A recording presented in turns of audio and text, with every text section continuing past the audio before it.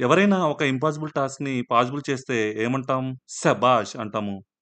స్వతంత్రం వచ్చిన తర్వాత తొలిసారి శ్రీనగర్‌కి రైలు మార్గాన్ని ఏర్పాటు చేసిన మోడీ సర్కార్‌ని, అలానే మోస్ట్ ఛాలెంజింగ్ ప్రాజెక్ట్‌ని కంప్లీట్ చేసిన ఇండియన్ రైల్వేస్‌ని శభాష్! అనాల్సిందే.